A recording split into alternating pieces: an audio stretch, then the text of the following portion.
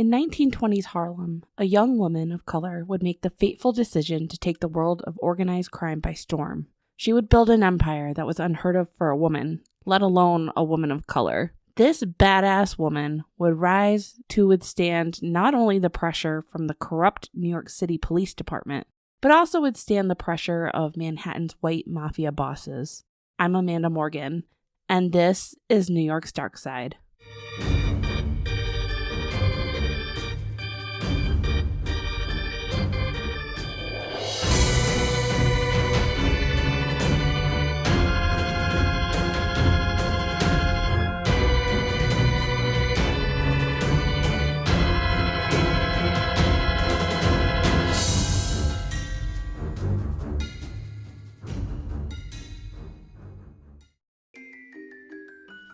Hi, I'm Hannah. And I'm Jess.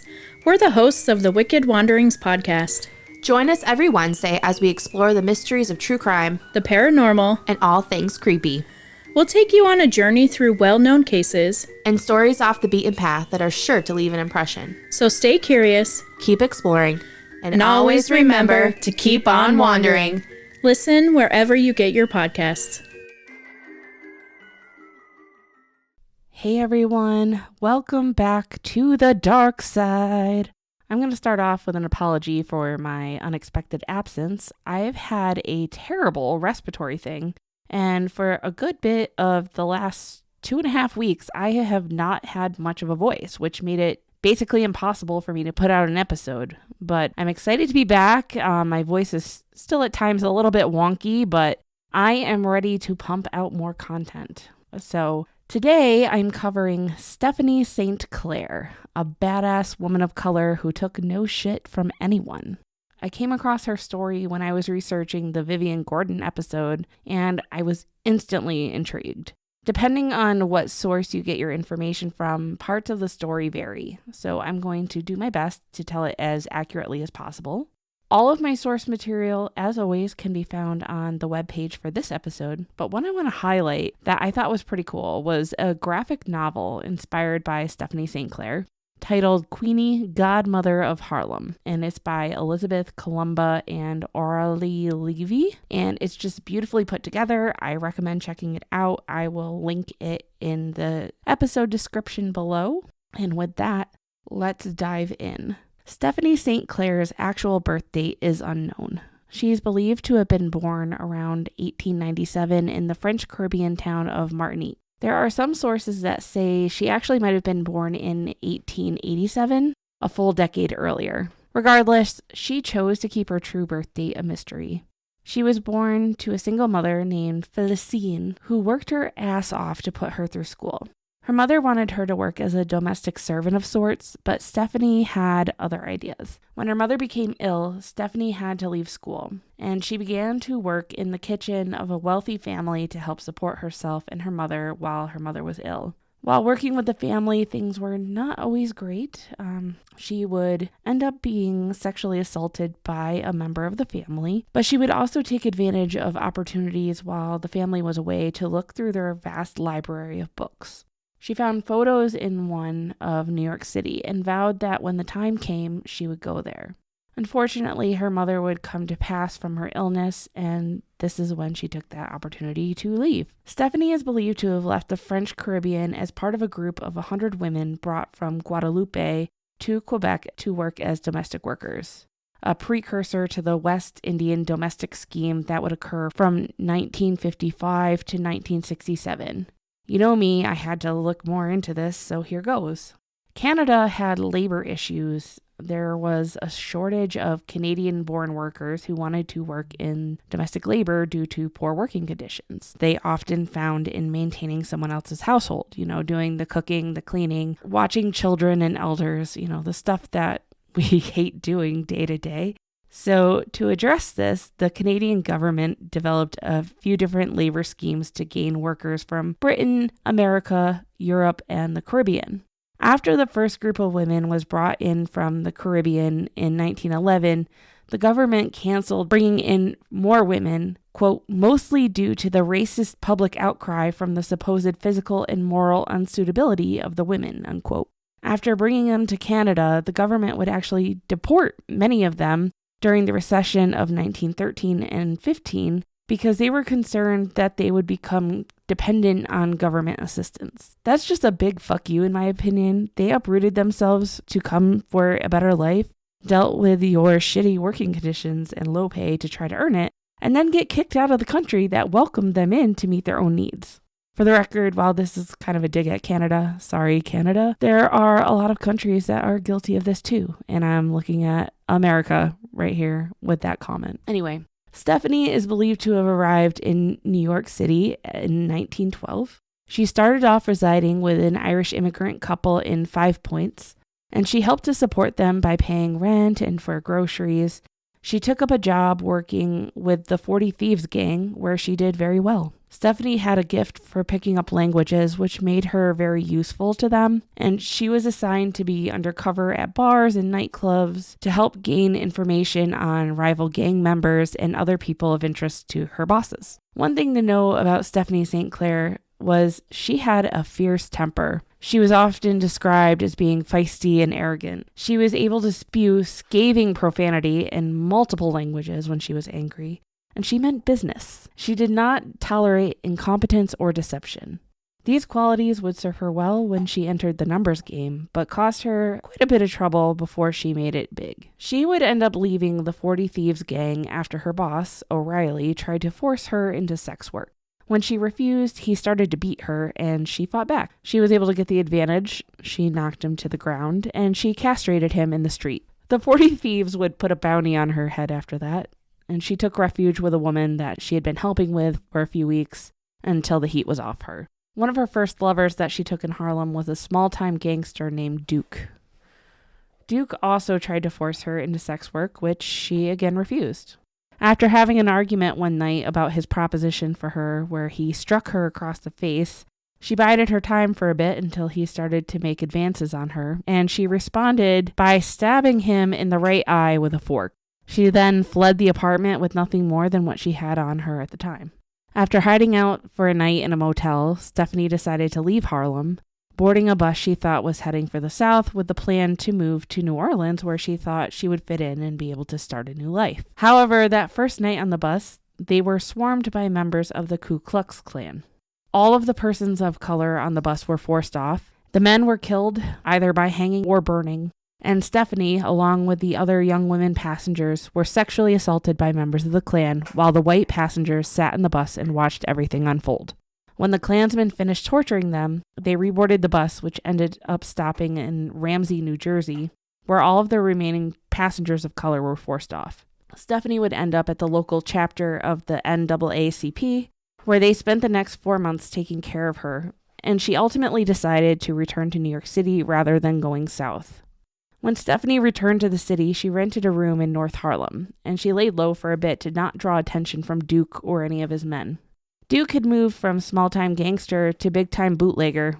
However, this came to bite him in the ass when he took some bullets to the head during a shootout with a rival gang. Now that Duke was gone, Stephanie decided this was prime time for her to make her move. She wanted to enter the world of organized crime and make a name for herself. She decided she needed to gain some capital and then planned to become a banker in the numbers game. She came up with a plan after being prescribed Jamaican ginger extract to help her quit smoking. She realized that the medicine had a large amount of alcohol in it and that this could be used in a scheme to make some money.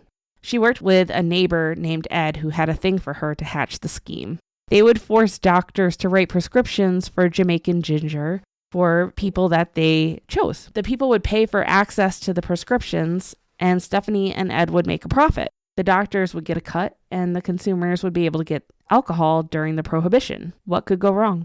The scheme worked. Stephanie and Ed made a killing. Stephanie knew, though, that prohibition wasn't going to last forever, and this was not going to be a sustainable gig, so she began to put money off to the side. She also took notice that many of the people who were taking the Jamaican ginger were suffering from paralysis. Jamaican ginger extract, commonly called Jake, had been a popular medicine through the 1800s and early 1900s without any ill effect. Jake leg, a paralytic illness, was caused because the company, Boston Hub Products, intentionally started adding an ingredient called triorthocresyl phosphate, TOCP. The ingredient not only avoided prohibition detection, it made the medicine taste better. The ingredient, however, ended up being a slow-acting neurotoxin that would cause numbness, weakness, foot drop, and eventually paralysis in the legs weeks after consumption. This could also happen to the arms. Many patients prescribed the medication ended up with permanent neurological damage. Tens of thousands of Americans developed Jake leg, with the number potentially as high as 100,000 people. The National Institute of Health would end up getting involved and trace the product back to Boston Hub.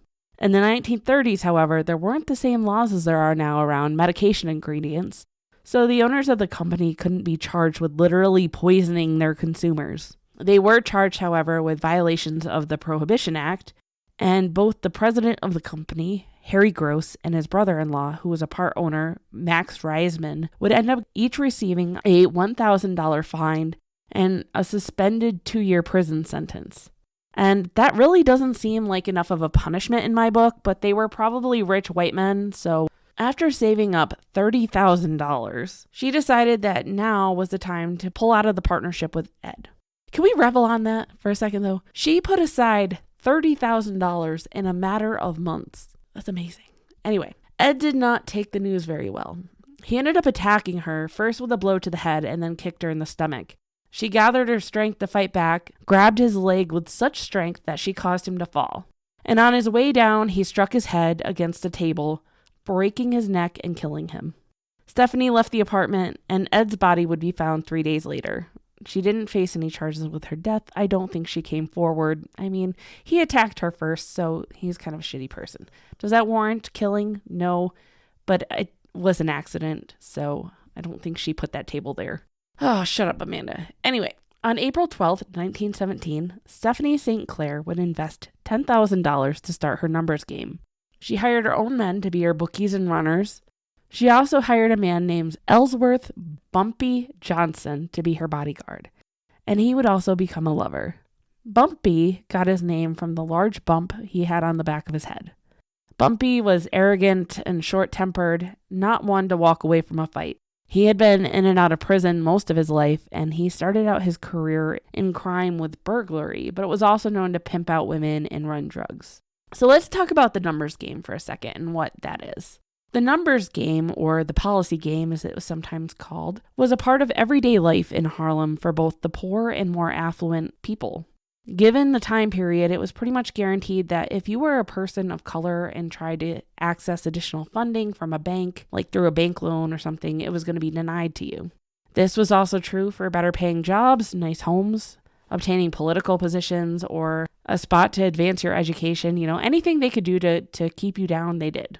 The numbers game gave the players the slight possibility of gaining some financial relief, but the numbers were often fixed, so really it benefited the bankers the most. How it worked was the players could bet as little as a penny, and they would select the 3-digit number to place their bet on. Numbers runners, the people who collected the bets, were everywhere. Churches, salons, department stores, they would even come to your house to collect your bet. The numbers runners would have a policy book, and they would give the person betting a receipt from the book, and then the runner would take the money and the policy book to the bookies. The bookies would write everything out nice and then take that to the bankers, and the bankers were the people that funded the whole thing. The person making the bet would win if the numbers that they selected matched the predetermined numbers in the newspapers the following day. And this was usually something like a number reported from the New York Stock Exchange, or a set of numbers being reported from the U.S. Treasury balance, or some numbers from results at a pre-selected racetrack. The rewards were high if you won. The payout you were betting on was often 600 to 1.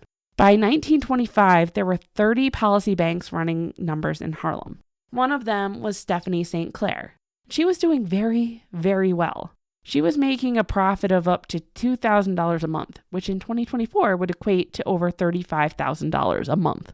This was basically unheard of for a woman at this time, let alone a woman of color. Stephanie St. Clair would move into an apartment at 409 Edgecombe in Harlem, a prestigious apartment complex on Sugar Hill, with other affluent members of the Harlem community. W.E.B. Du Bois, the sociologist and civil rights activist who helped found the NAACP, was her neighbor and friend. She was a promoter of the arts during the Harlem Renaissance, helping to promote the likes of Duke Ellington, Thelonious Monk, Charles Alston, and James Van Der Zee. While she greatly benefited from the hard-earned money of the people of Harlem in a rigged lottery game, she also did a lot to give and help the people of Harlem. She would pay people's medical expenses, she gave out free loans, she funded projects in the community, and more to help spur the economy of Harlem. She would also use her power to help advocate for the people of Harlem, which we'll get in a bit. For all her success in the numbers game, it was not without challenges as well. There were rival bankers, corrupt police and government officials, white mafia bosses who wanted to move in on the Harlem numbers game. It was going to take all of her fierce energy, wit, and ingenuity to continue to navigate through them. Like many of the other bankers, Stephanie paid her dues to the police for them to look the other way and leave her numbers runners alone.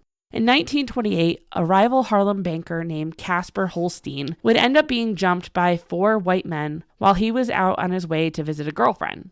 They demanded a $50,000 ransom for his release. The fact that this ransom was able to be paid for a man of color without much to do would catch the attention of Dutch Schultz, a white mob boss with a legendary temper and violent streak. Dutch Schultz was born Arthur Flegenheimer in the Bronx on August 6, 1902. And he took his alias from another old-time Bronx gangster. Schultz started out his career with burglaries, but soon got into bootlegging and racketeering. When he got wind of the numbers game in Harlem, he decided that he wanted in. And this would end up being far more difficult than he expected because of the network of bankers already established. In retaliation of this, he began to pressure his connections in the corrupt police department to start pushing on the Harlem bankers by targeting their runners. Letting the white runners go free, but the runners of color, it was not good for them. Even though the bankers had been paying their dues to the police for their runners to be left alone, they started getting arrested. Schultz also had the power of Tammany Hall behind him. He had a man named James J. Hines, a Democratic Party boss who had strong ties with Tammany Hall on his payroll, which basically gave him immunity from the crimes he was committing. Schultz would also recruit some of Harlem's gangsters to work for him, and this would lead to a short but extremely violent gang war that left about 40 people dead and led to multiple kidnappings and basically destroyed the Harlem numbers game. Many of the bankers either caved, giving up their game to Dutch Schultz, or were killed. Stephanie St. Clair, however, was not going to take this laying down. She refused to cave. She would end up organizing the remaining Harlem bankers to fight against the takeover. She organized confrontations with the white store owners who were collecting bets for the Dutchman, as she called him, and they would smash store cases, destroy policy bets, and ordered the white store owners to leave Harlem. Stephanie would also utilize the newspapers to help advocate for the Harlem bankers, encouraging the people of Harlem to only play the numbers game from organizers who were persons of color. She called out the police for ignoring the white numbers runners and targeting hers. She also used the newspaper platform to inform Harlem citizens of their rights. Things came further to a head when on December 30th, 1929, police raided Stephanie's Edgecombe apartment. They would steal over $400 in cash and arrested her. She would receive an indefinite sentence to a workhouse.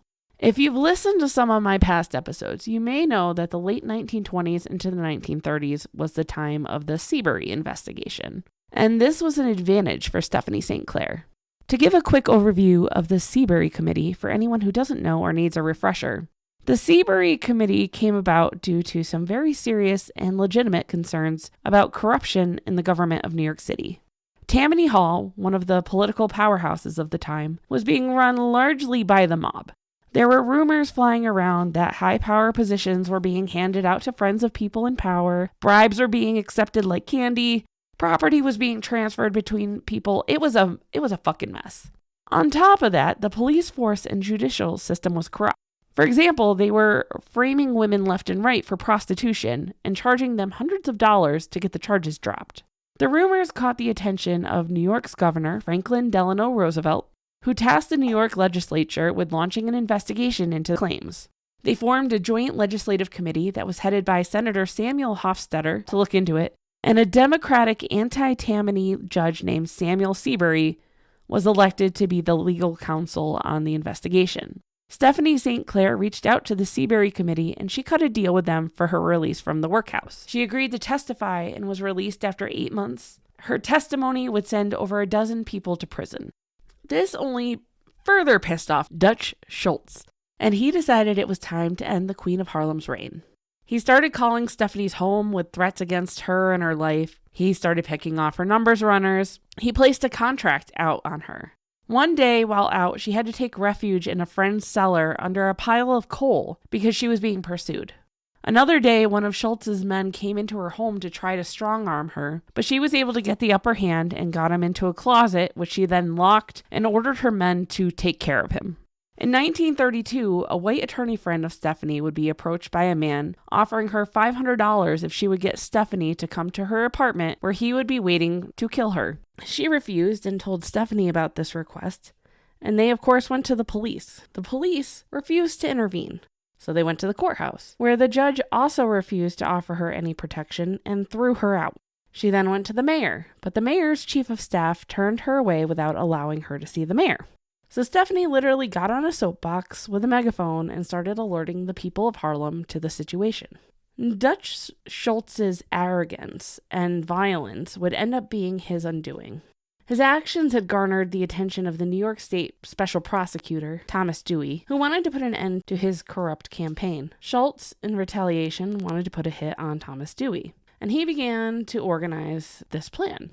Lucky Luciano found out about the planned hit on Dewey, and he took that information to the heads of the 5 families, the mob syndicate. I've seen it called a couple different things. They all thought that this was a terrible idea and decided that Dutch Schultz needed to be taken care of. So a hit was placed on Dutch Schultz. On October 25th, 1935, Dutch Schultz was gunned down while on the toilet of the Palace Chop House in Newark, New Jersey. He took a bullet to the abdomen and was taken to the hospital. I've seen conflicting stories on whether Stephanie St. Clair came to see him at the hospital or whether she sent a telegram, but either way, he would receive a note from her stating, "As ye sow, so shall you reap." Signed, Madam Queen of Policy. Schultz would die the day following the shooting, effectively ending the standoff between Stephanie and the Dutchman. Her note made headlines around the nation. Anyway, Lucky Luciano, however, he wanted in on the action that Dutch Schultz had in Harlem. Bumpy, Stephanie's bodyguard, saw this as an opportunity to further his own career. He negotiated a meeting with Luciano and negotiated a position for himself. He would help run the Harlem numbers game, help get more of Harlem's bankers under Luciano, and in exchange, he got a percentage of the gains. And Luciano, reluctantly, he ended up agreeing to this because he knew that the continued violence was bad for his business. Without Bumpy as part of her enterprise, Stephanie finally had to bow to the pressure and give them a percentage of her empire. She was still considerably wealthy and doing well for herself. But things in Stephanie's life would take another turn when she met a man named Sufi Abdul Hamid. Hamid had approached her asking to fund a motion picture, which she refused. He would negotiate another meeting with her with the same request, which she again refused because she was selective in what she invested her money into. During the second meeting, Hamid would request if he could start to call on her personally, and she accepted. Hamid was a strange and flamboyant character. He claimed to have been born in the shadows of Egyptian pyramids, a descendant of pharaohs. He wore colorful outfits, had his head wrapped with turbans, and topped off the look with a lot of jewelry and wearing a gold-lined cape.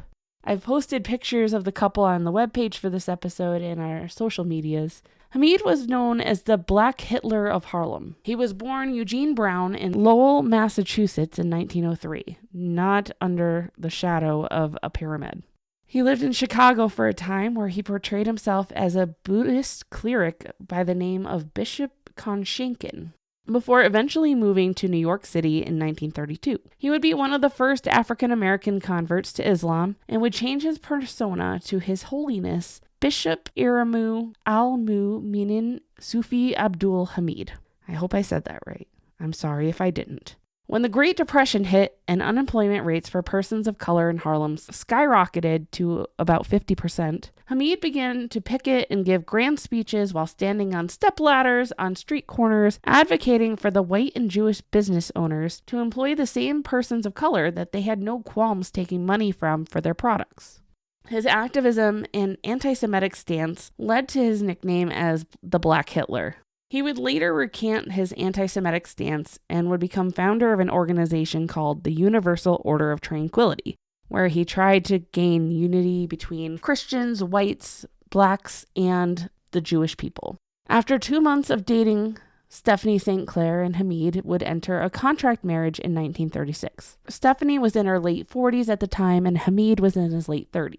I've seen varying stories on the marriage. The contract was either for a 1-year period, like a trial period to see how things went. And if they went well, then the marriage would continue. Or the other thing I saw was that the marriage was for a period of 99 years, where if it was dissolved early, Hamid would get most of Stephanie's assets. Either way, it was a weird circumstance. Things did not last long between the two before their marriage exploded. Hamid had a mistress named Dorothy Matthews, a woman of color who claimed to be a psychic of Asian descent who went by the name Madame Fou Fatam. Stephanie considered Fatam to be a friend of hers until she realized that Fatam was not only scamming her out of her money, she also caught on to the affair. One day in 1938, when Hamid was visiting his lawyer's office, he was shot at multiple times and was grazed by one of the bullets. Stephanie would end up being charged with the attempted murder of Hamid and sentenced to 2 to 10 years at Bedford Correctional Facility for Women. Hamid would end up marrying Madame Fou Fatam not long after Stephanie went to prison, and he died shortly after when his private plane crashed in Long Island. Apparently, he had a private plane, and he tried to justify the luxury of having this private plane to his followers by keeping it purposely low on fuel. And that plan bit him in the ass because his plane crashed due to running out of fuel. Stephanie St. Clair would be released from prison in the early 1940s. Oh, wait. I'm going to go back for a second. Madame Fou Fatam kept their religious order going after his death by claiming that he kept coming to see her in the night daily. Anyway, Stephanie St. Clair would be released from prison in the early 1940s. She retired out of the numbers game and disappeared from the spotlight. It's rumored that she moved to Long Island, where she lived in a mansion, living off the fortune that she had made as the Queen of Harlem. She continued to write articles for the paper, advocating for black rights and civil liberties. Records show that she might have died in 1969, and there are unconfirmed rumors that she is buried in Trinity Cemetery. As for Bumpy Johnson, he became the godfather of Harlem, making a killing from the numbers game and running drugs. The Harlem community both feared and ultimately loved him. He was known for having a giving nature. He would give out free turkeys around Thanksgiving, as well as providing other gifts for those in need. He would end up spending several years in both Sing Sing and Alcatraz for what he would claim to be beefed up federal charges. He was sentenced to 15 years for conspiracy to sell heroin in New York City. He would be released in 1963 and then died in 1968 from a heart attack. And that, my friends, was the story of Stephanie St. Clair, Madam Queen of Harlem. A badass woman who rose from the orphaned immigrant to a queen of organized crime, standing up to the white mafia and the corruption in the government in a time of prolific racism and misogyny. I fucking love it. Man, it's good to be back. To close us out today, don't forget you can follow the show on any of our social media pages. We are on Facebook, Twitter, and Instagram. You can also check out some of the perks offered on our Patreon page as a way to help support the show. Shout out to Wicked Wanderings Podcast for the promotion swap opportunity. If you haven't had a chance to check out their show, please do. I've listened to a couple episodes. They're great. And I would also love if you can take a moment to leave me a rating or review on your podcast platform of choice and share our show so that other like-minded Darksiders can join our awesome community. I hope everyone has a great week ahead, and I will be back next week with more content. Stay curious, everyone.